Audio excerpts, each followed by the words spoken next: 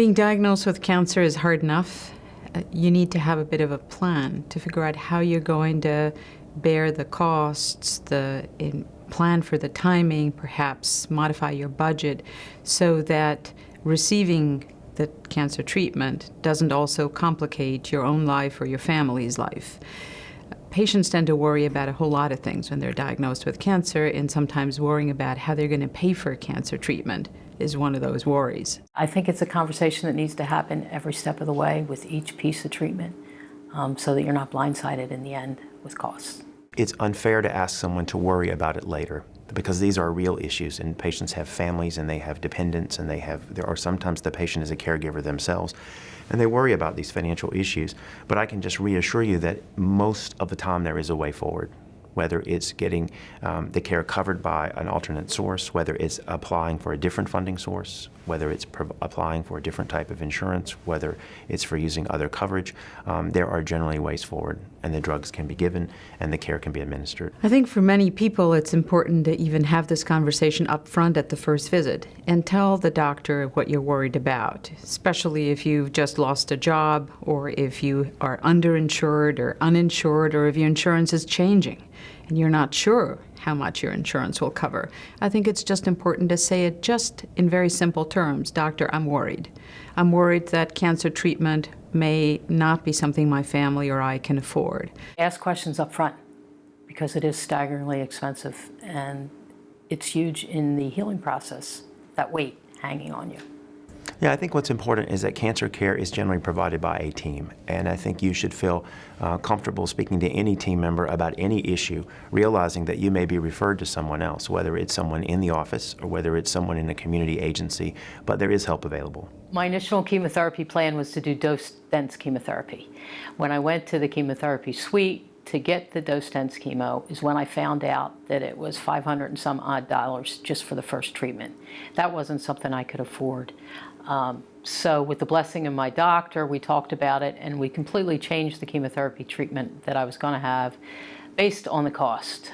It was spread out longer than initially it would have been because it was cheaper that way, and that's the way I could afford it. I've always been a proponent of open and frank communication between patients and their clinicians, especially with their oncologist. I think it's really important for somebody to ask their physician when they're diagnosed if there's somebody on the team who can give them some financial advice and just help them plan. When you have insurance, work covers a part, but you have to keep working so that you don't lose the insurance. So I had to work the hours that they required so that I wouldn't lose my insurance. So that was another stress factor. Whether I liked it or not, if I felt bad, I had to keep going on. Because I said, wow, they'll take away the insurance, what will I do? I'll be out on the street. It's really important to be able to plan for cancer treatment, and that includes not only factoring the costs of the treatment itself, but also perhaps the time lost from work, how it's going to impact other family members who may need to do more caregiving, many of the other costs associated with setting aside a large chunk of your time in order to receive cancer treatment. Am I expected to pay a co-fee every time, a co-payment every time I go to the specialist, which is the oncologist? They can add up. About transportation and parking, what does that look like if I'm doing my treatments at a hospital that's 20 miles away? It's a concern. Transportation, car, parking, the whole thing. What if I'm delayed and I'm there 4 or 5 hours? Do I have the money for that? So a lot of these incidental costs, they can add up and they can be a concern. I think these are really important issues about the costs in addition to the cancer care. Things that come up, whether it's missing time from work, whether it's dealing with child care, whether it's dealing with transportation to the office.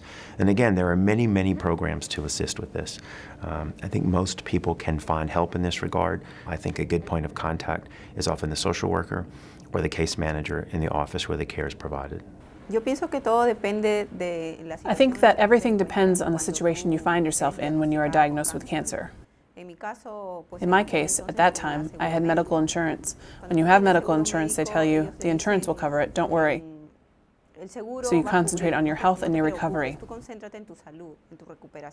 Everything is going to be fine, they say. I mean, the deductibles that are going to come, forget about that, they tell you. So I said to them, but how much is it going to cost? So they don't tell you an exact amount. Then the deductibles start arriving at your house. The amounts were $2,000, $1,500, $700, each bill that came to my house. So I was desperate, I was stressed out. How am I going to pay for all of this? I was very fortunate to be covered by my husband's insurance. Most of the costs were taken care of, except those unforeseen costs that I had to get additional medicine for, which was quite costly at times, depending where I was in the process.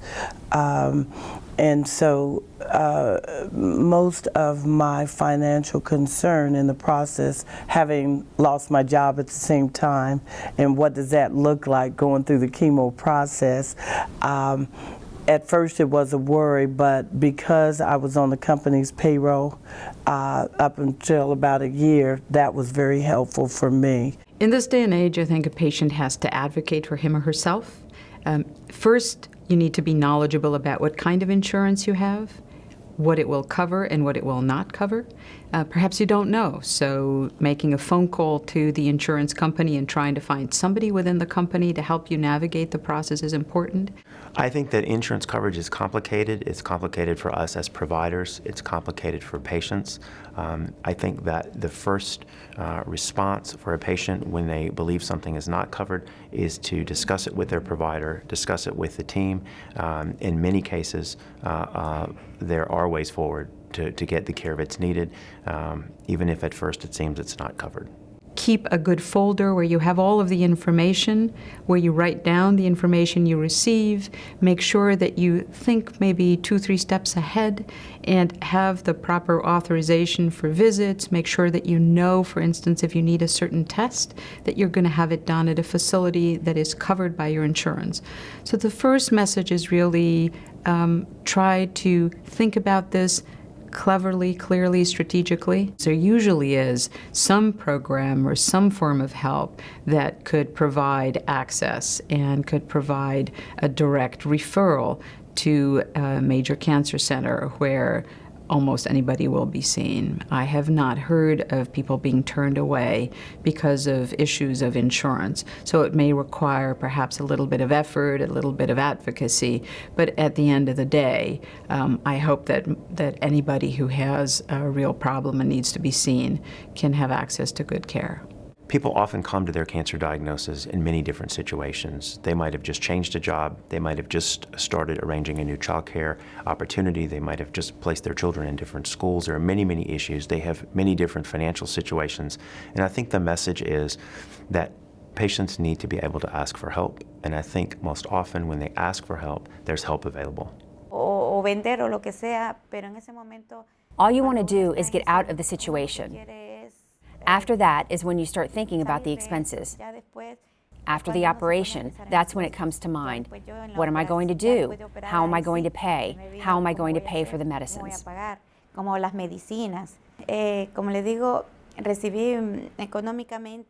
got financial help from my friends who gave me money. Friends from Peru had fundraisers for me. They took up a collection, and that helped me. When they helped me a lot. Because I didn't have money, because I was out of work. I was more focused on my health than on money.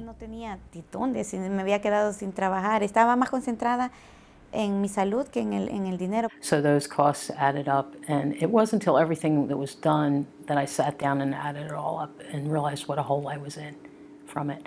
But I did, again, through the oncology therapist, she pointed me in the direction of some financial resources that were available out there. For people who are really worried about how they're going to manage the cost of cancer care or who may actually need financial assistance, I think it's important to remember that there are organizations that provide help. They provide help and they provide financial assistance. These are not-for-profit organizations, philanthropic organizations, and even disease-specific societies that have funds that can help patients manage the cost of cancer care.